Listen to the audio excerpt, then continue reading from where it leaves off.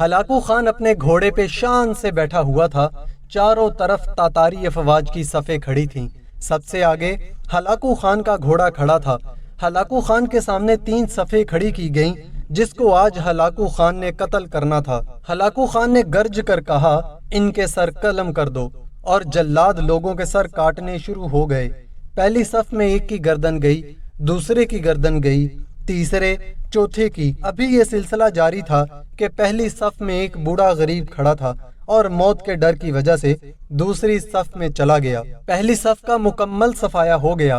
Hulagu Khan کی نظروں نے اس بوڑھے کو دیکھ لیا تھا کہ وہ موت کے خوف سے اپنی پہلی صف چھوڑ کر دوسری صف میں چلا گیا تھا۔ ہلاکو خان گھوڑے پہ بیٹھا ہوا ہاتھ میں لیمو لیے اچھال کر اس سے کھیل رہا تھا اور لوگوں کے قتل کا منظر دیکھ کر اس کھیل سے خود کو خوش کر رہا تھا۔ جلادوں نے دوسری صف پہ تلوار کے وار شروع کیے۔ سران کے آن میں گرنے لگے۔ جلاد تلوار چلا رہے تھے اور خون کے فوارے اچھل اچھل کر زمین پہ گر رہے تھے۔ اس بوڑھے بابا نے جب دیکھا کہ دوسری صف کے لوگوں کی گردنیں کٹ کر اس کی باری بہت جلد آنے والی ہے تو وہ بھاگ کر تیسری صف میں کھڑا ہو گیا۔ ہلاکو خان کی نظریں بوڑھے پہ جمی ہوئی تھیں کہ اب تو تیسری صف آخری ہے، اس کے بعد یہ کہاں چھپنے کی کوشش کرے گا؟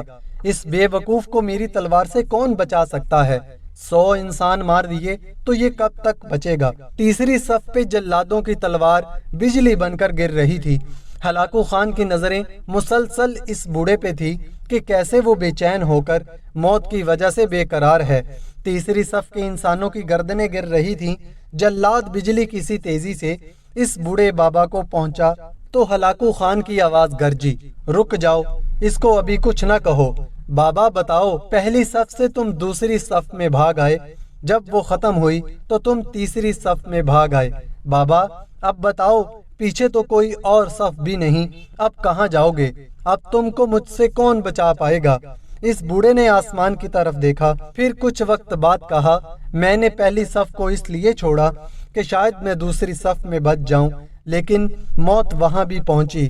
پھر میں نے دوسری صف کو چھوڑ دیا کہ شاید تیسری میں بچ جاؤں۔ ہلاکو نے لیمو کو ہاتھ میں اچھالتے ہوئے کہا، بابا کیسی خام خیالی ہے، یہ کیسی بہکی بہکی باتیں کر رہے ہو؟ بھلا میری تلوار سے بھی کوئی بچ سکتا ہے؟ اس بوڑھے نے کہا، وہ اوپر والی ذات اگر چاہے تو ایک لمحے میں انقلاب آ سکتا ہے اور مجھے بچا سکتا ہے۔ کیسے بچا سکتا ہے؟ ہلاکو خان نے اتنے جوش میں کہا کہ اس کے ہاتھ سے لیمو گر گیا۔ ہلاکو خان چاہک دست، ہوشیار جنگجو اور چالاک انسان تھا۔ ہلاکو خان نے گھوڑے کے اوپر بیٹھتے ہوئے گرے ہوئے لیمو کے لیے خود کو جھکایا کہ زمین پہ گرنے سے پہلے وہ لیمو کو پکڑ لے۔ اس کوشش میں ہلاکو خان کا پاؤں رکاب سے نکل گیا اور وہ گھوڑے سے نیچے گر گیا۔